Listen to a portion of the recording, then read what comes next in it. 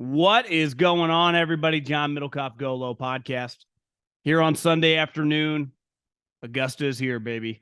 The Masters. We are finally at the Masters, and it doesn't get any better. We will dive into it coming up, but first, subscribe to the podcast, GoLow Pod. It's on the 3 and Out feed with me, John Middlekauff. Appreciate everyone that has subscribed, as well as you're watching on YouTube. Make sure you smash that like, leave a comment, as well as share this page and all of our content with your friends.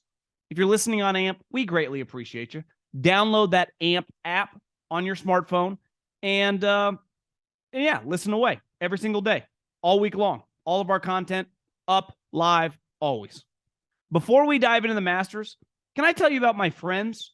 And now, because of you guys, the official ticket app of the GoLow and 3 and Out podcast, it's Gametime. Here's what I need you to do. I'm doing you a favor. In these inflationary times, you want to save every single dollar that you can. So go to the Gametime app, use the promo code JOHN, John, and get $20 off your first pair of tickets. You want to go to a game, baseball, off and running, Major League Baseball. And now the games are 2.5 hours. Easy to go to, can't recommend it enough. Been to multiple spring training games, awesome, on my friends at Gametime. NBA playoffs, NHL playoffs, starting right around the corner. Go to those games. $20 off, promo code John. Concerts, you want to go to a concert this summer? You want to go to a comedy show? I got you. Go to your app store, download the Gametime app, and use the promo code John, $20 off. Listen, they love you. You guys have been crushing it with this promo code. I'm trying to help. I don't even need to thank you. I'm just trying to save you a little money. Promo code John. Go get outside, enjoy some vitamin D, go to a concert, go to a baseball game, have a brewski, enjoy yourself. Promo code John, $20 off.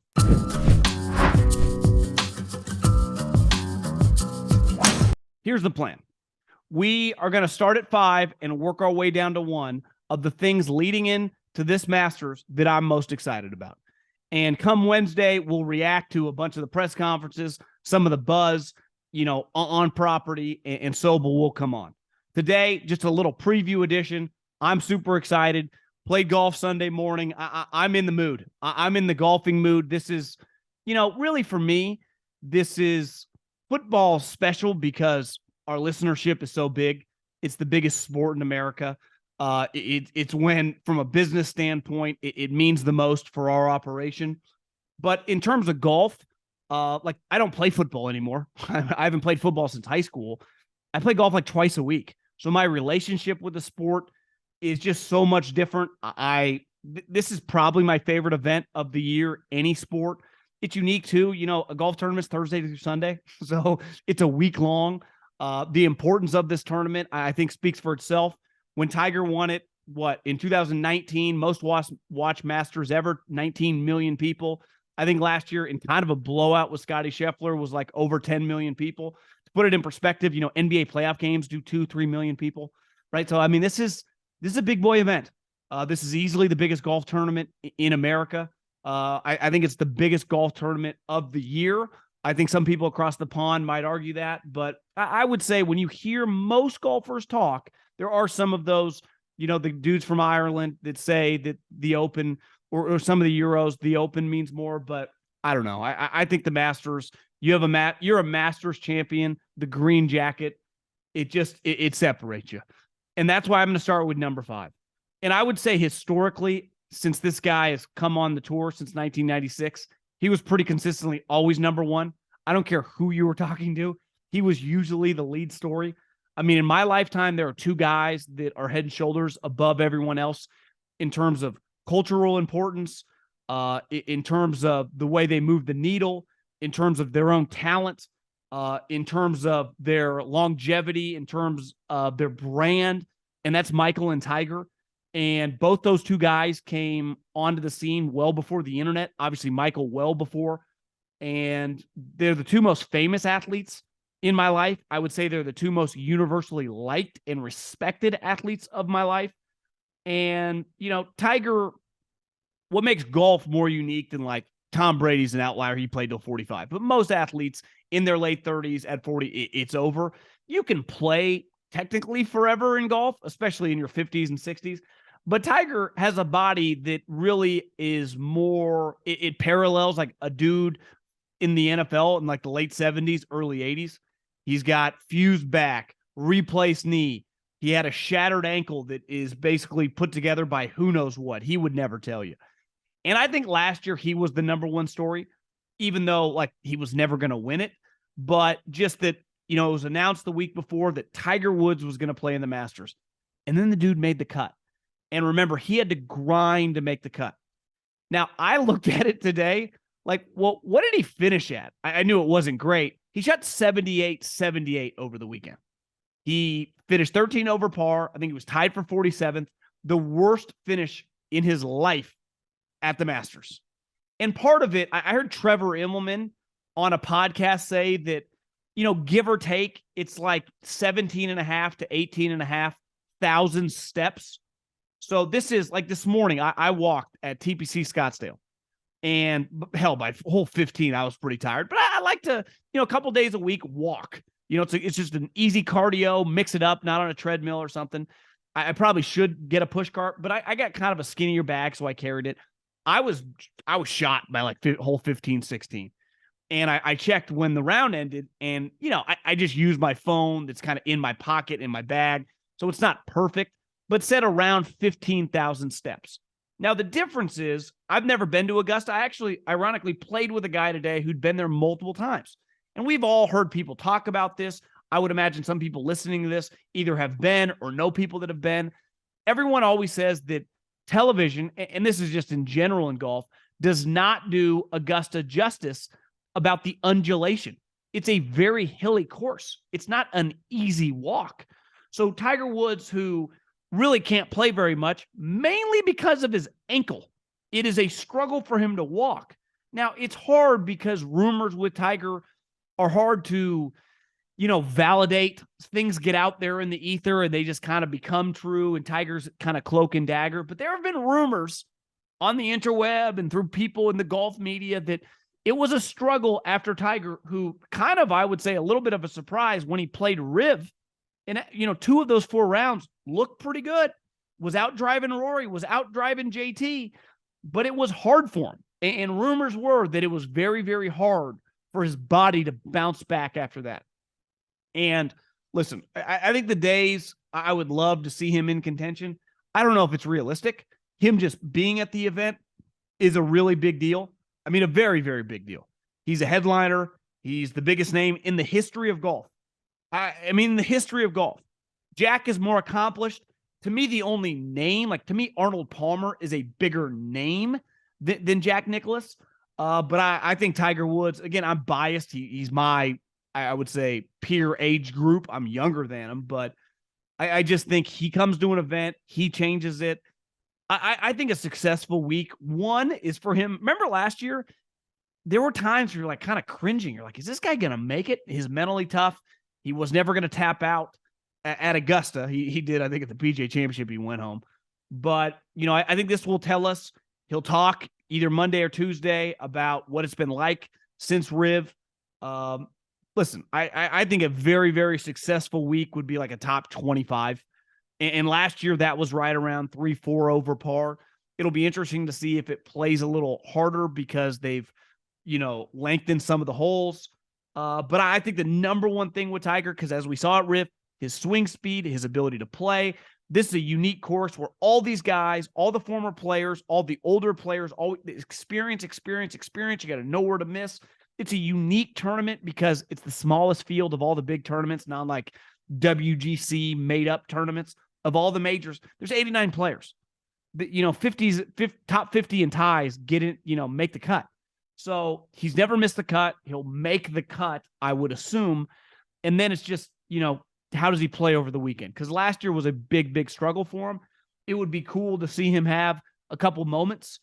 Can he have like a 67, 68 and somehow just put together, 4 rounds that are, I would say 3 over total would be an incredible accomplishment for Eldrick Tiger Woods. Glad he's playing.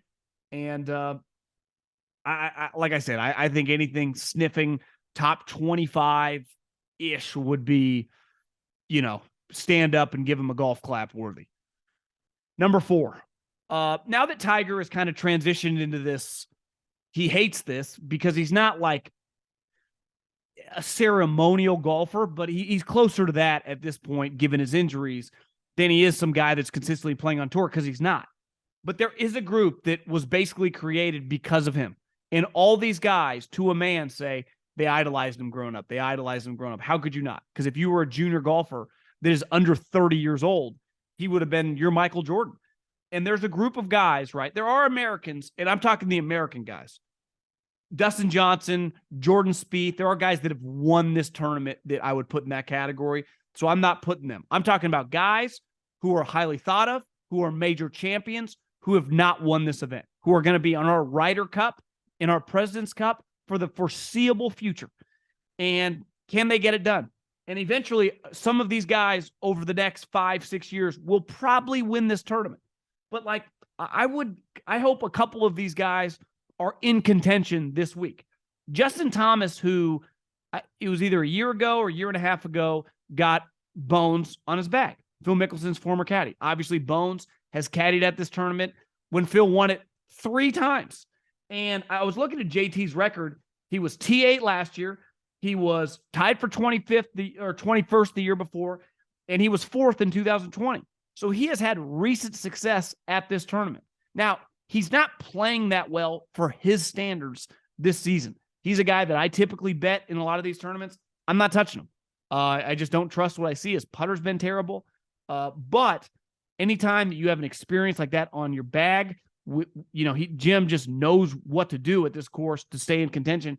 And when Justin's on, he's as good as anybody. I just don't trust what we see right now. But, I think eventually in this guy's career, he wins this tournament. Colin Morikawa, who finished 5th last year, who in theory is just tailor-made for this tournament, right? Second, it's an iron player's golf course. Now, you got to be able to putt, too. And his putting just has been hit or miss. And earlier this season, like at the Players, you're like, is this guy going to win this tournament by 10 shots? And then Friday, Saturday, Sunday came, and he was nowhere to be found. Kind of a bizarre player, but another guy like JT where it feels like, if he ever gets hot with the putter, he could win this tournament. Not going to bet him this week. I think he will be a trendy pick, but he's a guy, again, I like guys with course history. A lot of the betting guys, when they factor in who they're picking, guys with a lot of experience, guys who have finished top 10s at this tournament. He finished 5th last year. Patrick Cantlay, another guy who is going to be a very, very trendy pick. To me, doesn't do that much. I listened to his interview with No Laying Up last week. He brings little to the table beside good golf, right? And even his golf, pretty boring. His personality, kind of a dud. Now, listen, not all of our personalities are the same, but he's just not my cup of tea. I never bet on him. I don't really like watching him play. I will acknowledge he's really, really good, but he just does nothing for me. His best finish is T9 in 2019. He missed the cut 2 years ago. Again, not much, but he's going to be one of the top Americans moving forward for the foreseeable future, and just a guy that people bet when come to the majors. Not me, but people will. I'm going to have exposure on this guy. 1,000,000% this week.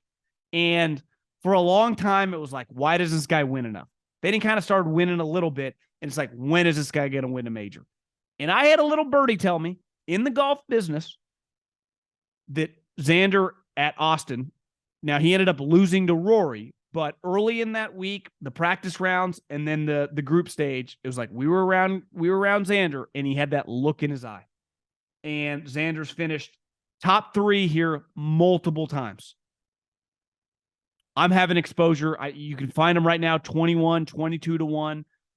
This guy, if I had to bet $10,000, will Xander Schauffele win a major, or will he not win a major in his life? I wouldn't hesitate to put it on he will win a major. And honestly, of all 4 of the majors, it feels like if I had to rank him, which one is he most likely to win? In a weird way, I'd probably put the U.S. Open last. I'd put this one first. I think he'll be a Masters champion. And honestly, he might just be one of those guys, hell of a career, makes a ton of money, may just win one major. I think this, maybe not this year, but he's going to win the Masters. I actually feel pretty confident about saying that. I think Xander Schauffele will win a Masters. The $100 that I put on him at 21 to 1, I hope it's this season. Tony Finau, another guy I have hammered gambling throughout my life. This tournament now, especially that they've lengthened some of the holes, he has 3 top 10s. Remember, he was in the final group with Tiger in 2019. His season this year, having gambled on him a couple times, I wouldn't say a little JT-ish. You were hoping for a little more.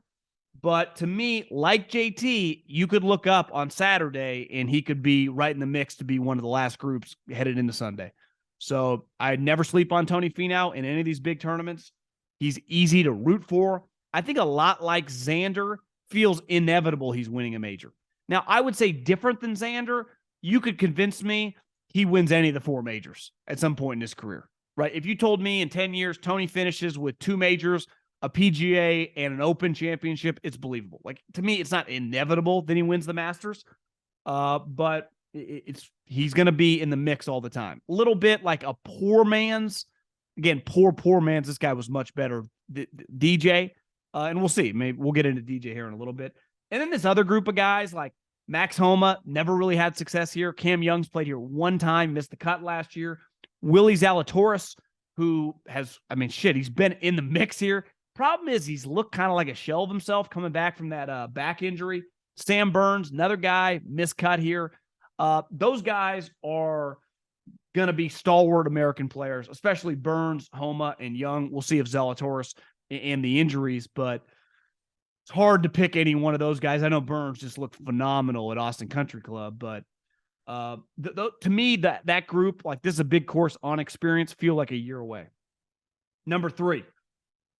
I think 2 things this week. One, Augusta kind of sets the tone for the golfing world in terms of when they talk, when Fred Ridley talks, just kind of the buzz coming out from the people, the members, the green jackets at the Masters. And one of the I would say this hotly contested topic that the media is just banging the drum. And I feel like the media is so much more into this than the majority of players and us as the consumer. Like, the rollback doesn't do that much for me. I don't really care. If you rolled it back, I'm not going to lose sleep over it and be mad, but I don't think you need to do it. And I've heard enough players is like, well, what are we doing? Golf's never been in a bigger, better spot. We've never had more people playing the game. Let's just keep rocking and rolling the way it is. Because I'm a believer, like, we've kind of maxed out on distance. I know over the period of time, the last 20 years, the distance gap got pretty crazy, but you're telling me in 10 more years, guys are going to go from 320 to 350? Feels unlikely. Maybe I'm crazy. Maybe I'm naive. That feels like it's not going to happen. Now, if that happens, then the rollback people were right the whole time. And we needed to kind of put the cat back in the bag. But I do think it's a little too late. And I also think we've peaked. Now, Augusta has, hole 13. I'm sure if you're listening to this, you like golf. You've seen that picture. They have added, I think, 40 yards to one of, if not the coolest par 5s in America. One thing that's always been cool about the 18th hole, again, never been there, but on TV, it looks like, how do you get it through that stretch? From the left side to the right side, it looks like there's 20 yards of gap to hit your driver through. Yet basically every guy except Jordan Spieth the 1 year hits it right through. 13 kind of has that feel right now, at least based on the picture. It'll be interesting as the guys play practice rounds the next couple days, what their reaction and how they talk about that hole. But clearly it felt like the distance argument on that hole, guys are hitting 3-wood 6-iron, and the hole became a little too easy. Hopefully that this added distance and just the tree line just adds a little more intrigue to that hole, and we get a little 15, 20 years ago that guys are hitting, 4-irons or even 5-woods into that hole. We'll see. Time will tell. But to me, the rollback and kind of the course changes at the Masters, I guess I should say at Augusta, for the Masters week is going to be fun to watch. Number 2, the big 3. They've separated themselves, right? And I think there's we've gone back and forth with the number 1 ranking in the world. Here's a reality. If Rory McIlroy or Jon Rahm had the last year and a couple months that Scottie Scheffler had, I think one of those two guys, because I looked at the odds right before I hit record, and basically Scottie and Rory were both around 6.5 to 1. To me, if Rory McIlroy would have won the Waste Management back-to-back years, would have been the defending Masters champion and just won the Players, and essentially, Rory did finish like Scottie. I mean, they played each other in the consolation match, but been playing at Scottie's level for the last, in terms of his accomplishments, in terms of winning, I think he'd be like 2 or 3 to 1, which would be like a Tiger Woods number. And in a weird way, Rory, I have a pretty big bet on Rory. I put several units on the guy a couple weeks ago, and his odds have gone up. And I remember telling myself last year, and I'm not a big future bet guy at golf, but I remember being 10 to 1. I'm like, well, I don't see this number going 15 to 1. It only has a chance to go up. And it did. And now, depending on where you look, it's 6.5, 7 to 1. And he's going to be the hot topic, even though he's not the number one player in the world. Scottie Scheffler literally just won the Players a couple weeks ago and easily could have, I guess he technically lost to Rory in a consolation match, which who even cares? But I think he's flying under the radar a little bit. Now, the big story with Rory is like, can he complete the career Grand Slam? And for me, as a gambling man, I hope he can. And remember last year, he had the moment where he got hot. I mean, he got really hot on the back nine. He hit that sand shot on 18. Him and Morikawa both actually chipped it in. And it was really, really cool. It would be awesome to see him in the second to last group or in the final group on Sunday, tied for the lead, one back, one up. A lot like the Open Championship. And just like, it's his tournament to win. Because I think would be the biggest draw for us. Obviously Tiger, but I think that's unrealistic. Of the big three guys, and in a weird way, it feels like Jon Rahm's flying under the radar. But I think part of that is he peaked a little earlier this season, and it felt like he was having a Tiger-like year. Right? He was going to win 3 or 4 times, maybe a couple majors. And then he gets the runs or something with his stomach at the Players, WDs, doesn't make it out of the group stage at the match play. And now it feels like he's a little out of sight, out of mind. Now, from a gambling perspective, it's not like he's fallen to 20 to 1. I mean, he's still right behind Scottie and Rory, but it does feel like he gets to come into this, for his standards, a little under the radar.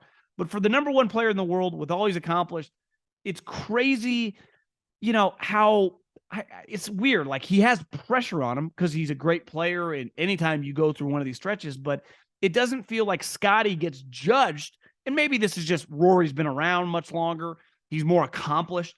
But I still think the bullseye this week is on Rory McIlroy. And part of it, as we'll get into the LIV guys, he has been the guy front and center for the PGA Tour. He contended in all 4 majors last year. It feels inevitable that he's going to win the Masters. I hope it's this week. But, I love that he changed the putter. I feel so much more confident with him on a green with a flat stick instead of that spider. Again, not anti-TaylorMade. You guys want to sponsor the podcast, we're open for business. But very, very, very, very excited to watch Rory McIlroy this week. It just feels like it's time. That being said, Scottie Scheffler will probably win it and be back-to-back champ. I think I heard someone say there are 3 guys. I think it's Jack, Tiger, and one other guy have ever been back-to-back champions at the Masters. And then last but not least, LIV Golf versus the PGA Tour. This is easily, I repeat, easily the number one story this week. And there are so many elements of this. First and foremost, these guys are suing the PGA Tour. And they can say whatever they want. And some of these guys have pulled out. Like, I think DJ is not a part of it. But there are several guys that are part of this lawsuit. And it is not going away. Then there's the element of guys like Freddie Couples, who is a Masters champion and will be at the champions dinner, who is just openly talk shit about these guys. I mean, doesn't even care. And Tiger, who I think can fake it pretty good when he's in person, but he also can be pretty cold. And it's going to be Bryson just said last week, he refuses to text him back. I mean, Tiger knew all these guys. He had been the President's Cup captain, And then there are guys like DJ that just kind of get to fly under the radar. Everyone just likes them. Koepka talked about it where Brooks is like, we're still buddies. I still see Rory. I still see JT at the golf course.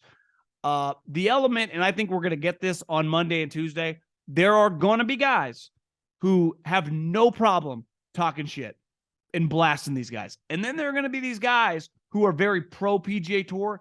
And I would guess it would be like JT. It'll be Jordan. Obviously, like Morikawa. They just kind of play the company line. It's not worth it. Their focus is going to be on the tournament. But I bet Freddie Couples doubles down. And here's the thing. Like the Champions Dinner would be incredible TV. We're not going to find that much out about it. Is it going to be awkward? Of course it's going to be awkward. Part of it is there are 18 LIV guys in this tournament. There are only 89 guys in the field. Think how many guys at LIV have won this tournament. I mean, Phil's one of the great champions at the Masters. Some of the other guys, like their crowning achievement in their career, Sergio Garcia, Patrick Reed, were winning this tournament. Again, DJ, he gets to, everyone seems to like him.